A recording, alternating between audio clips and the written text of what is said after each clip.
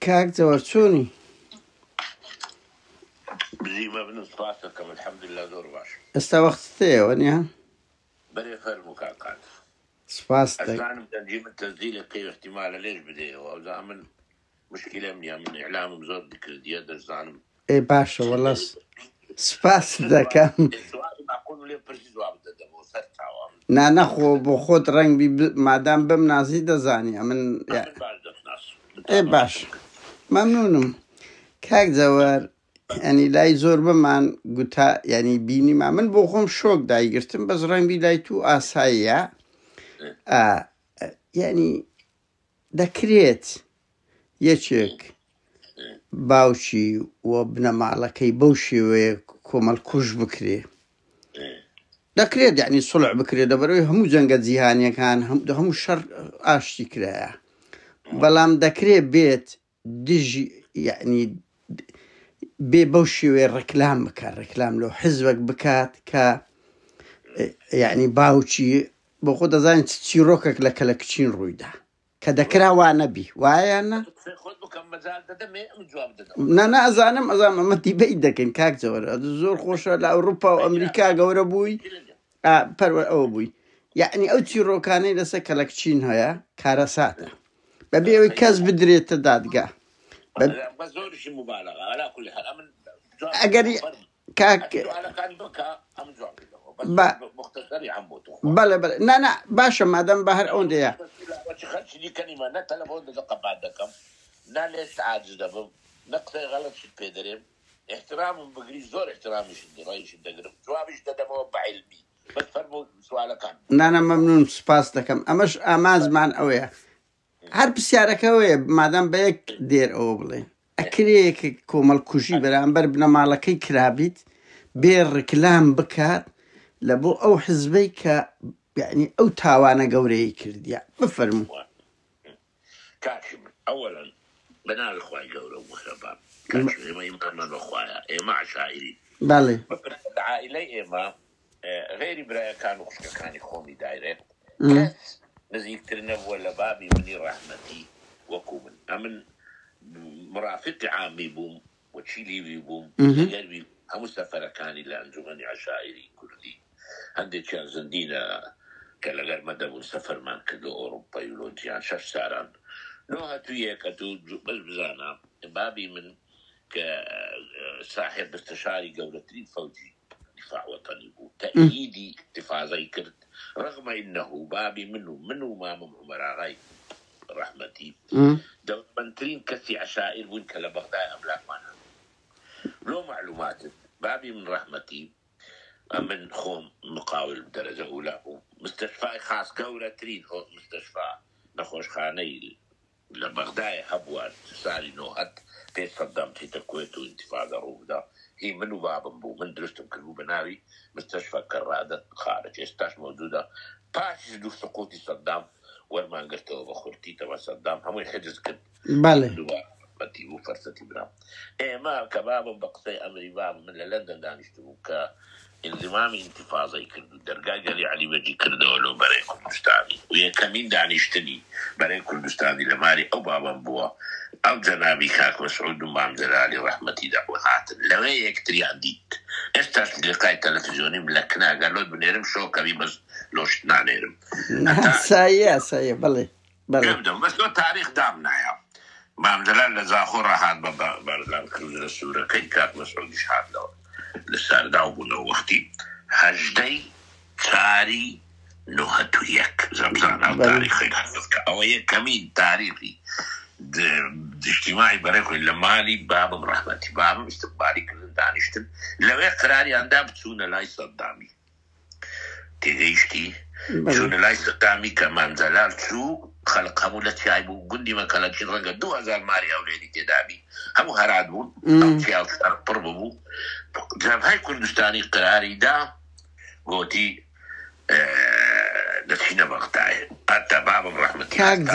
كاك زوهر بس يقوس يعني او تاريخ برني بشك ما بزانين يعني او للسياقي اونيا اگر بوي بينا روخ جوجر هذا تاريخي كأما تضحية ما عندها نا ئەزانم ئەزە خۆرەنگۆ نەتاندایە هەموو کوردایکی بەڵام دەست بەڵێ ئاگام نێژ بوو گوتارەکەشتم جێ لێ ڕاگرت بەڵێ علاقة دروست بوو لە بینی بابم بینی مامەم عومەر ئاغا لەگەڵ جەبهەی کوردستانی بەس ئێمە نەبووینە حزب و نەبووینە بارت لە هیچ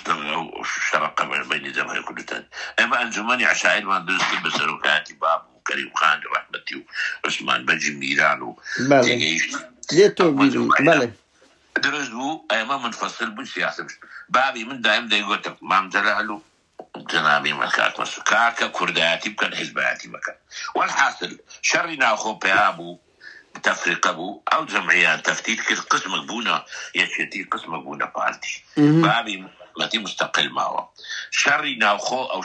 او كشتن تنهيد ما له معلومات دمي عشيرتي سورتي بارزاني زور ليك نزيكو دو مشاكل كان ابوها لانه تشاشا بلام بابي من صلحي كنت بابي من ذيك شخصي رحمتي ملا مصطفى ابوها داعشي او شيخ احمد بارزاني كملا براغوري ملا مصطفى وشيخ يوانو سورتي ناوي نجيبه خشي فاخر سورتي كابيتا بابيني من بابي داعشي من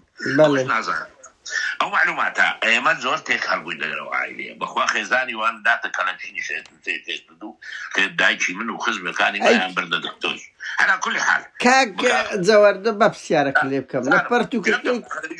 كاني من بالتاريخ اول تاريخ ازانم ما خبسيارك دي دروز بوا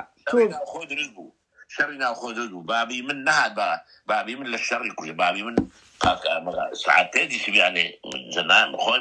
بارتي ومسعود برناك قافله النار دونا ومالي ما مبيت الدري عملوا جناتنا بابي من مقاومه يكرت شريكت كان ساعات شريكت وزياتر لوان كجران نكله ايما بابا شهيد بو كرمامتي ابو ابي من شهيد بناي فتح الله بو تيجيشتي جنك شهيد بو 4 نفر اوان زياتر لبيت نفر يعني كجرا وبزانا يشتي جنابي يشتي وعدي عند ابو بابي ما انزل كاغذ المؤمن نسيل لندن يكتقل كردستان بكري لكلاشين بكري امن هم كردستان كما عرف اوان مقر على باليسان بو يكتقي عنك لسبابه يكتوك يعني بابي من شهيد ولا جند لا شر يعني مقاومة حتى آخر نفس واي من فترة قولي بابا ما تسليم بيقولنا من تسليم نابي كذبت سميتي من أمن ما تمالي من يعني بكوش نفتعيد بم تاريخي وانش أو كسي من بكوش تاريخي رجل دي أو قصي بابا بوا آخر قصي بابا ما هو خلاص أمن نو صار شو مدادره وبو مقاومة أتو دزاني أو شر إعلامية من كردم لغا بارتي ومالي بارزاني هيت كسك نيكرديا والسيسا أو جلال طالباني اللي طهران استقبالي ميكر قلت بس ساري أما الشر ما كذبي أو أنديتو الشر ما تأثير ما نزل أو كرديا أمن مكافأة كنكسك وكو جنابيتو نكسك اجتناعات يا أمتي من بدا خم بطنيا وبرايا كانوا لغرمو للندن هاتمو كردستان نو صار أمن أو عربو السليماني والله وبالله نخاني كان بكري دايت من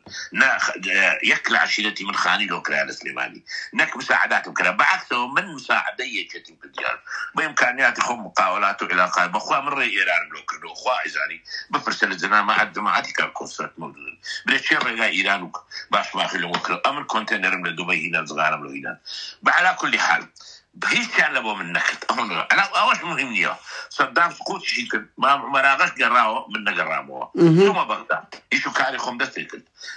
أمريكي تداخل ينكت قلت يعني تو دبي بتيو منطقة خدكم بالعلاقات مو بالتنظيم قارم وإذا بتيو كلا شيء قلت لهم الناس مو حتى ترشيحان كذا قسمك لبوا مجلس الحكم قلت لهم الناس مجلس حكمك تجمني خويني من لجن وعالي كاك نسير واخوي تلفوني بورك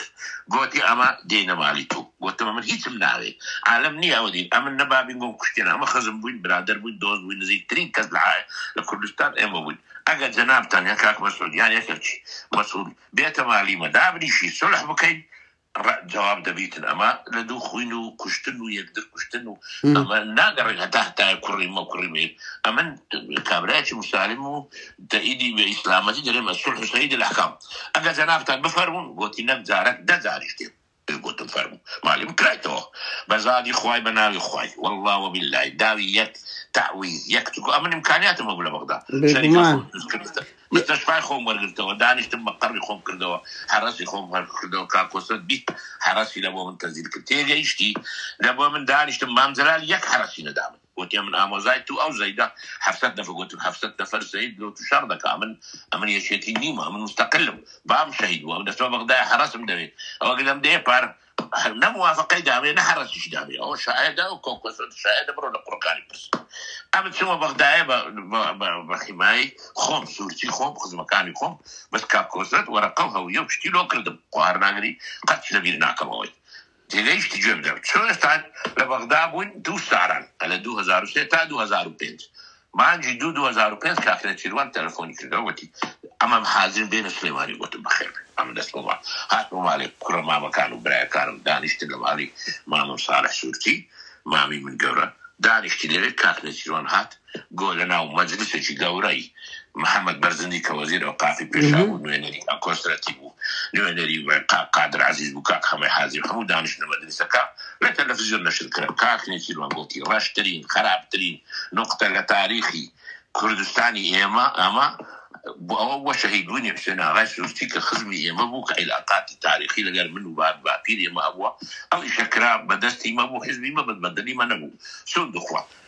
استشهادي ماليتو قوتم هستا مكي وقوتم آدام أقصى أكيو قوتي نزاري ليش بيما أو مالي من ممنون كب أنقو قبول مكان بي أو عندما محترماني سيكر هستا مكي وتوقم لغير كل يكاك محمد برزدي ودي كان زوري تريتي حقتنا با توقم لغير كل الصلحي مردانا قوتي من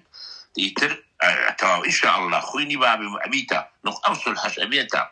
نقطيك لو همو عائلة كاني كردي عشائري دي كيكا مشاكل من هي همو حلقين ما مستعدش بس مهار ما على شيء حتى خالة كانت زيباري صلحي بكتمكو امن لو انا كم كرد كل مكوجي حزا كري منو كريتو كاك نتيمان بكمنا برامري شكرد كوجي عيبة بابي من انا منتهي لو نقطة بله اوصل حيلة بمكراي مالي ما زاني ناتشوينا مالي كسبتن دعوة ما مزال أو مش عليك أو توصل الرشبة له معلومات قدامي بس احترامك فوق العاديان بو عائلة من هبوة وبو من شخصي برادري من بويدا كاك سيدات كاك منصوري براي كاك مسعود بين لندن مواني من بو نوت تشوفوا سخا كاك مسعود بالسيارة من بخوات لندن أو محسن زيها يكم مع زيارتي كرنو تدو حتى ما لو شقي من لندن قلت لا كردستان شو مالي بابيتو ليرش لندن ماليتو شوفوا وخزنوا تلاقي خاله أو على كل حال من أو تجربة مرين نوصل على دي تملزم حكمية برادراني يتشتي غيري كاكوسرتو دكتور برهام نبي من أنا هيك شان لبو شخصي منك فقط زررش لو أنا أبو زررش اللي دامت ومكتبة شيء اتصالات ما أو شان بس كاك زوغر جودة بس ما نختار كتبرم كسك محترم بي احترامي خوي بقري كمقابلة احترامي توي قرت تبي بتشارك قبل كي وزارة كدي أمن وعد صاحب وعدم أمن لسر طريق الرعد روحي بابي خوم بس من نزيك تريد شغله كم من مقاومة ما كتبة يابو بخوم وبرايا كان أو هذا نزيك كسر دي كم يا المتين دي ندى له مقاومة أمن شلحة شيء احترام أنا بقصاتي ما قندي خوم قندم أودان كله دوست خالي بلو أواركاري خوم درست دوست كستقاعد صد فندق التعيين يا من سبك أمن إيش امتزاري ده كم إيش سياستنا كم حزبيش نيما لا يكسش نيما أعمل له هولير دانش وقندي خم بودان كلتوا بنزها أزارها كسي صورتي يا المتين ده برون ببرسن ده دفري استعمل ببرسن كاميرا من أي مشكلة هبيجة تديو خانة من بغار لو يدم لو تاج ده كم بخوا أو دوما جاي مو معلومات كاس كسي صورتي كستار يعني يشتي بوينا من لحبس برداور بس قاتا إذا لسه ده بروشتن أمن أو مسؤوليتين سر منها أمن ده بريشم انتخاباتك ببي مثل تأييد حزب شديد كم لو قندي ده أمن ده هاي شتي كردكم يعني إنقو باش كلام عليه كل كل نا كاك زور حتى الجبنات يا أمن مزهورم دبي هستم وعزبيكم هستم شوفوا احترام مغرب والله احترامي أنا قرب حتى أمرم باش كاك زور فاهمك تجيش كاك زور 12 دقيقة زيادة أويا باش خلاص أويا أنا نشر ذكينا كيف خط نا نشر ذكم براكم أو شهيدوني بابيشم لو ما كان زرر بصورتي زيادة القوتم زرر ولو معسلتي بعدين كل دوست ديوان بزيادة الصورتي بس كاك زور بقى تواو أزو بقى هولدين بمختصري عند ديبيتك بكين تو دلي أوان بس مسعود بارزاني لكتابكي باز لعشرة السورتي أنقو دكا ومو كادوا ويناتان دكا كأنقو جاش بنا بنمونا أتوا دلي كعلاقات منظور بوا بله ما يجاش زاني كيا او كسي لقى دولة شي اجنبي بيزدي دولة خوي لا لقى دولة العراق بوي من قزم لكومنتاري مسعود بارزاني دي خو بخد كتابك تخين توا دو كاتشي من اگر اما زاج بيانا وقتي كتاب بيش مريخ كردستاني شامو زاجن كم عاسة بغدا ورا فرق جا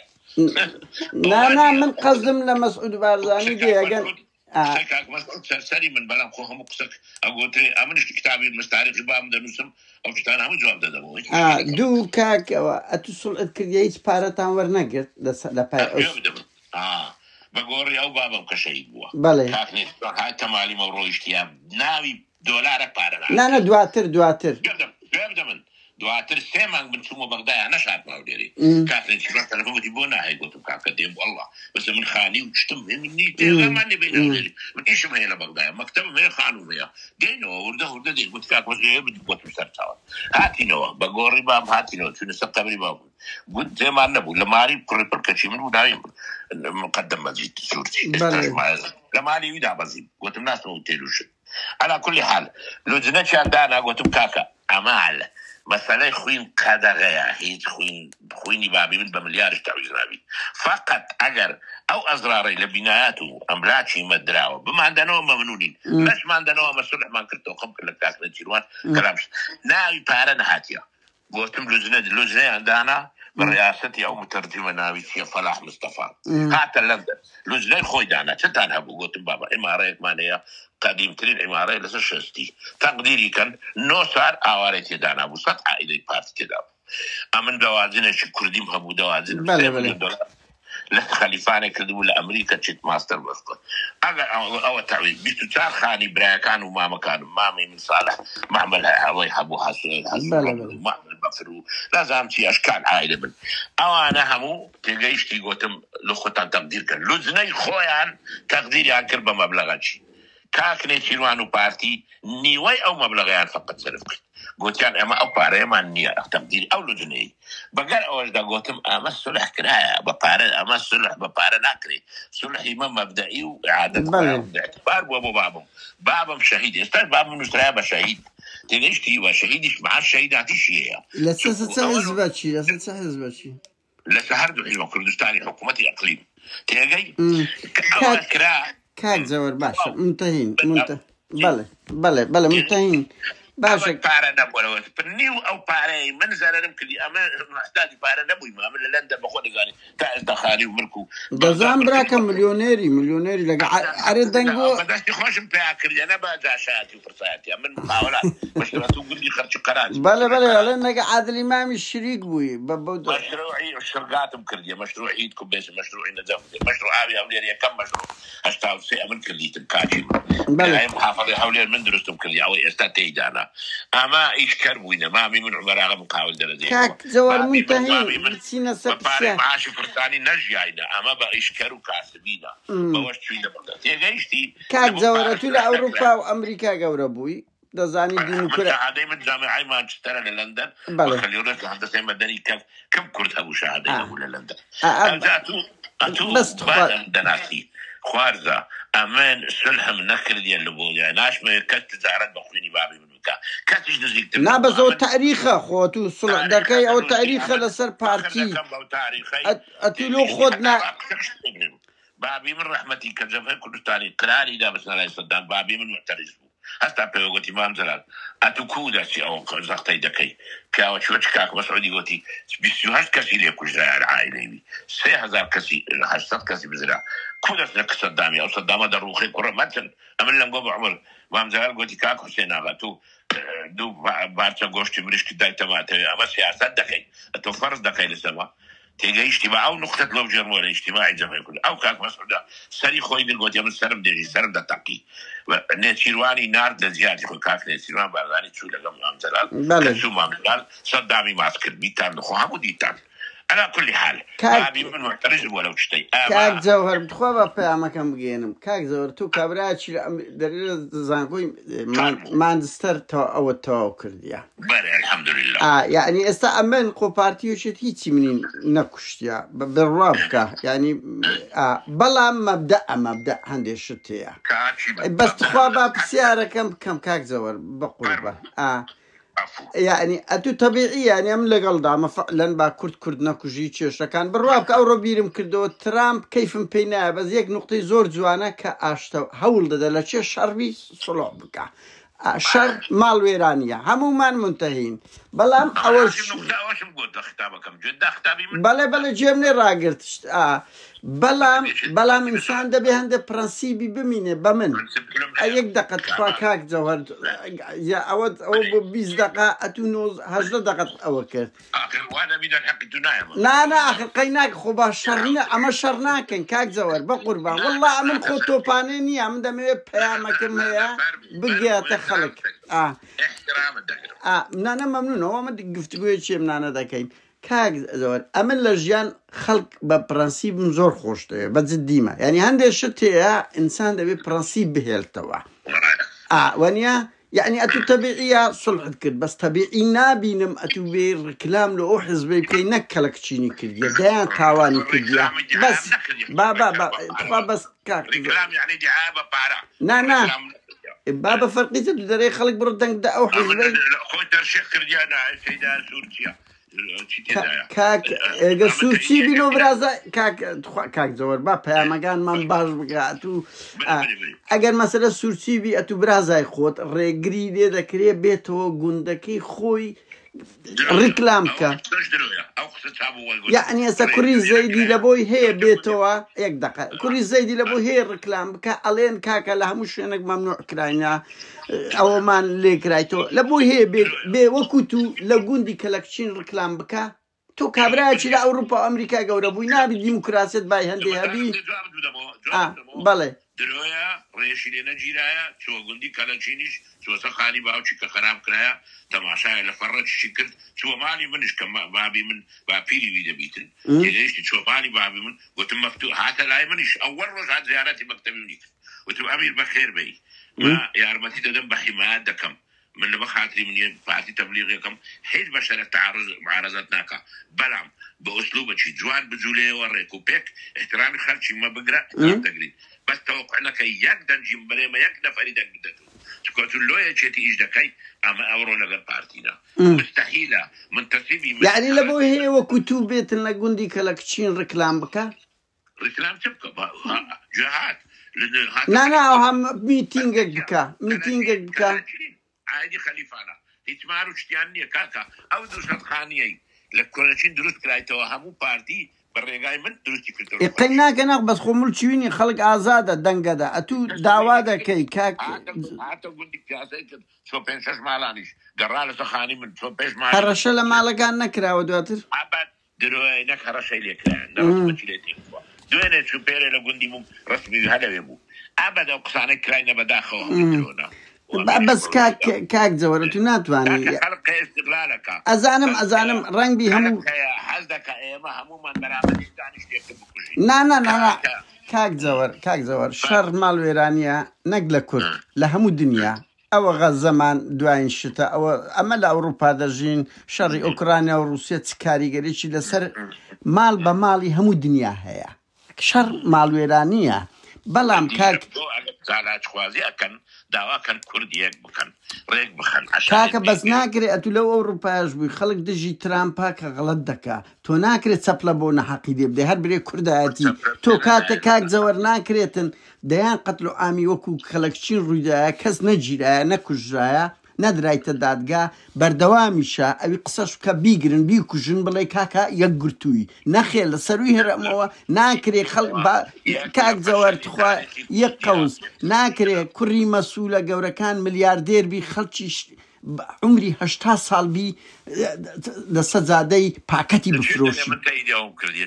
ايه اونا عدالتي جوره هي اجنا امل اوروبا ملوديم او شريده كان بلي ومعلومات او قصاني من لكن مسؤول عن شخصي جنابي مسعود بارزاني جنابي كاك مسعود بارزاني كردو لاي كاك او شخص او قصاني من ابازاري لو خلوان دليم نأتو نهيز معارضة إيه بس خوي كم كزنية توبي عندلي أوان جورو تماما دزانن إيه بس بجي شيء دكان أوانا أو سيبين صالة همو من هاوار دكين بلي تۆنیشی تو نییە تۆ فەردەکی لەو نیشتیمانەی کارکتەرەکی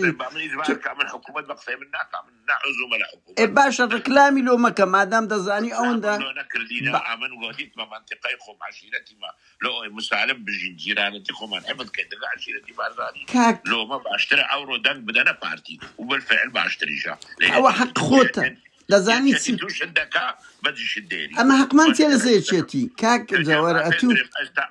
ئەو جەماعەتی کار زەیدی ئامۆزای من لە سولێمانیدا باوەڕ بکە پێنج سارە مهمەلن لە قیبەلیەکێتی هەر مەرحەبا کورەکەی مشکلەیە کاک جەوەر ئینسان لەو شەڕی مەبدە دەکاتن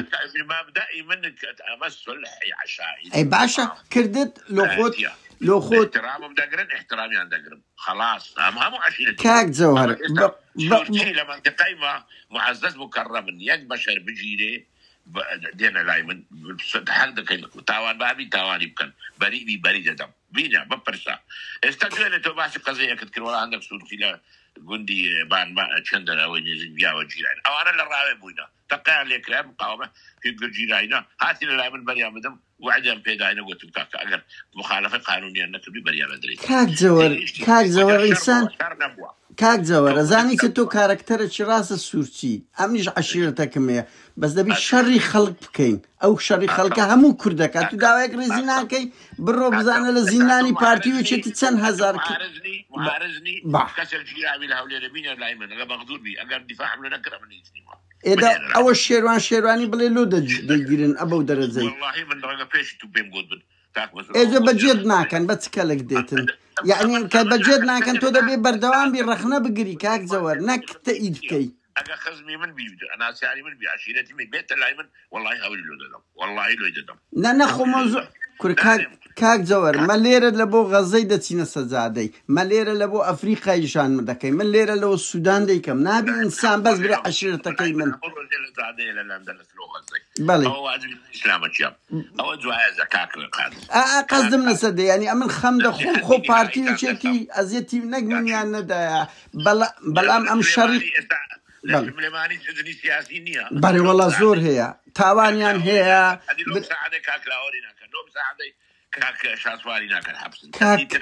کاک جەوەر کەس بەقەد من قەزی لالەزاری ئیبراز کردیە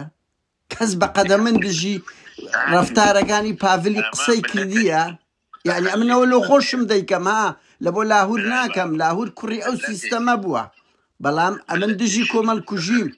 دژی تاوانم دژی گرتنم کاک جەوەر قسەی مە لەوەدایە بەخوایەک پرسیار قانونی چ لە کوردستان کەی قانون هەیە ئەگە قانون بەس چەپڵەی لۆ لێ نادەم مادام وایە چەپڵەی لێ مەدا دەزانی چییە کورە لە ناو پارتی کەی قانون هەیە لە ناو یەکێتی کەی قانون هەیە میزاجی دوو بنە ماڵە هەیە کاچی من ئەوە مشکلەی من نییە مشکلی هەموو ملەتی کورد لە باڵۆ خۆیان هەڵکە باشە بەڵام ئەمە کارکتەرێک نابین ئۆکەی بکەین من 9 ساعت بەتەنیا بوو کورە چۆن کاک جەوەر قەزەی کەلەکچین هەزاران کەرچ سوورچی وەچی تو کەلەکین الحەمدولله بابی من شەهید بوو بە 80 زمان سەوت ئەمریکا خوێندیەوە دەست خۆش بی بەس کۆتایەکەت خراپینە کۆتایەکەت خراپینە احترامم دەکەم لەسەر شەهید بوونی مامم ئەمن ئێستا بە محتەرەمی لە هەولێرم قسەشم دەڕوا حەدەن ما نەک فەرضبەوە لە بەخاتری ئەو سولحە مەردانەی کە کردیتم سولحەکەی تێک نادەم لۆ خاتری حزبی فلان دەردی نا کەس ناڵێ سولح تێکدا کاکە سولحی قانونی ئێمە عشائری احترامم بگرن احترامیان نەگرن تا ئێستا فۆل احترامم هەیە لەو وڵاتەی کاک جەوەر ئەمنت دیتیە ڕۆژێک ڕەخنا لە یەکێک بگرم مەسەرەن لە سوورچیەکان کە سوڵحیان کردی ئەمن ئەوەم پێ لە شۆک دایگرتم کە بێ ڕکلامیش لە بۆ پارتی بکاتن مشکلیان هەبووی هەموو کردیا ماری شێقی زۆرچی ئەو عشائیرانی کە باز دەکەن هەموویان سوڵحیان کردی ماری برا دۆست زۆریان لێ کوژرا بوون هەموویان سوڵحیان کردی دانیشتی بەس ڕکلامیان ناکەن بێن بڕۆ دەنگ بدەنە پارتی برادۆستی چێ کردیتی چێ کردیتی ماری کەریم خانی کەی کردیتیان کردیتی بەڵێ مامی هۆ کەریم خان نەکوژرایە بابی من کەریم خان بەمردنی خۆی مرد دەڵێم ماری وان چێ کردیتی کوڕی مامی وان کردی دوێنێکە دیتم لا تەلەڤیزیۆنی ئەتۆ نەشدیت کوڕی حاجی حوسێن ئەرشەدانی و نائیبە لە بەرلەمانی کوردستان لەسەر قایمەی پارتی ئەتۆ ئاگات لا معلومات بابیکەن کاکە من بە تاقی تەنێژ بم کاک جەوەر ئەزانی چێ تۆ بەست خوا با پرسیار بگێنین کاک جەوەر مسەقەلی بەستی عشائری باش نازانی عشائر عرض و گوندی هەیە من بابی من لۆ معلومات 63 ئێمە یەکەمین پێشمەرگەی کورد زۆزاری کەلەچی سوود تا 63 بەدەستی جێم لێ بوو وایە کورە هەموو خۆر هەموو شوێنێک سوتایە دەسترێشمەی بابی من ئەمە لەشکەوتی بووینە 30 ڕۆژ بەلا مستەفا گوتی خارە تو بگەڕێ جێم لێ بوو کورە کاک جەوەر بە قوربان ئەنگۆ وەزعتان باش بووە بەرەباب هەیە بە هەموو بسووتێ تاوان بکرێ بچین کاک جەوەر تخوات ئەمن ئەنی شتەکەی چاواشە مەکە ئەمن لە چێ گوتیتم بڕۆ دەستەوە شەڕێ ئەمن لەگەڵ ئەوەم بە قانون دادگایە کەبی نەک ئەتو ئێستا تو سڵعت نەکرێ بەس قەزەی کەلەکچین لە نیچوانی پارتی نابتەوە ئەو باش بزانە تاریخە ئەوە تاریخە نانا ڕژ نابتەوە باز ئەتو ئەو مێژوەتان بەشەکتان دێن ئەو مێژوەی باو واپیرانی خۆتان ئەو ستەمەی لەنگۆ یعنی معقولە ئەمن بێم داوای دادگایی تاوان بارانی کەلەکچیم کەم کوڕەکەی خۆی بێ بڵێ کاکە بڕ دەنگ بدەنە ئەو حزبەی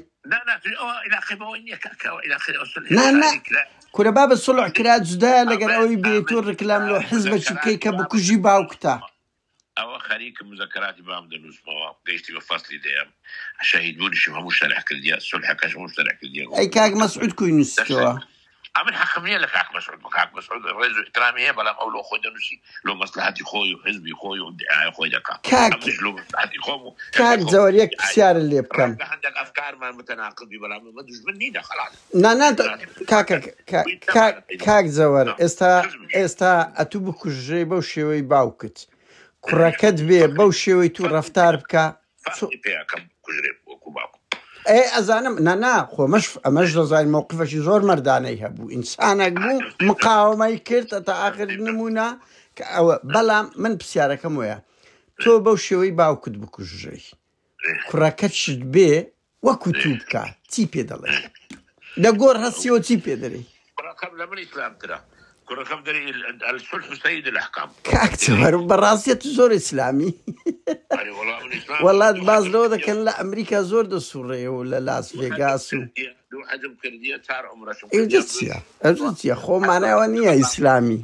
لقى عثمان بجي لقى كريم خان شو لحدي وقتج لما نعم بغلط تيما بس شو حد بيوري اسلام بنيه صدام وطالبانيش شو عمليه الاسلام الحمد لله إنساني بون زكاتي ددم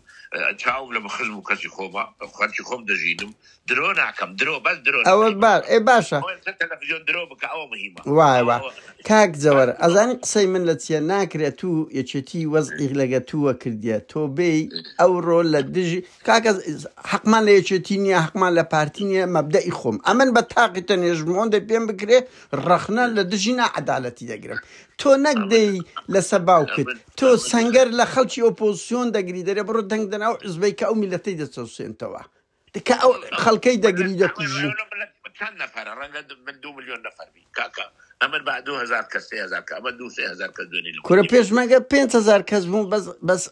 او برديوا لشاق بون خودشي شر رقم نيا استا همو خلق برگنه بردوا صدام دوراندي صدام نبا برگنه قيناك بس تاريخي جواني كرت خو تو لگن عدالتي خو غاليلو بتاقي تني كاك زور باو نمونه لو بين ما غاليلو لو دنياي غورو غراني بتاقي تني غوتي زوي خره همو دنيا دجيب او برديو خو شلواني براكم تو خبات دكي لبو انسانيت لسختي جامع كاري بياي وشي جناب رز دغر برام پیغمبر محمد صلى الله عليه وسلم دجمني امامي ينكشت لماري يبنو حبوا يعفو كردن بس نتشو عفو كردن زور جدا لقالوا بتصير ركلامي لبوبكا بلي بردن دن او حزبي كان كبدر لإبابة او هم مستمعي لخلق كرديا ركلام نية او يبلي جتاب على خوي كاري بلي بابش كناوية چيتي دنجدتي كور بابا خود دنيا رشو سبينية هزار رنجي تر هي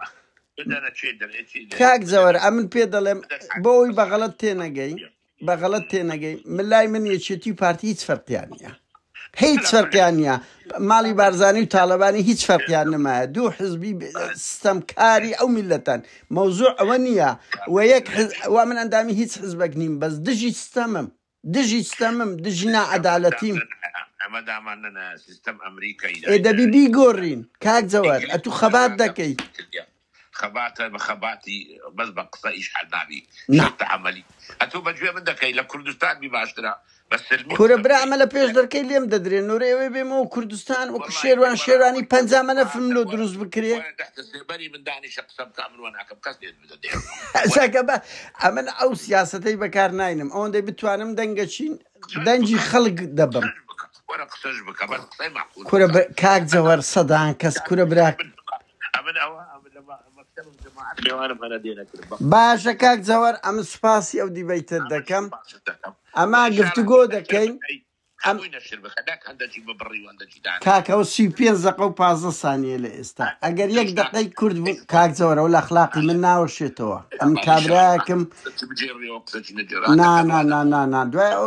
خۆ چ بووە زۆر سوپاس کاک جەوەر داواتان لێ دەکەم دلەگەر سلم بن لە کوردستان بەسە کورە کاک جەوەر کاک زۆر ئەمن گۆژ ناخۆم لە بەرەی نامێ ئازاری هیچ بوونەوەرەش بدەم ئەجە بزانە یعنی ئەمن ئینسانێکم بەڵام لە بەرامبەر سیستەم و زۆرداریش دەوەستمەوە مەمنون دەی سپاس کاک زەوەر سپاس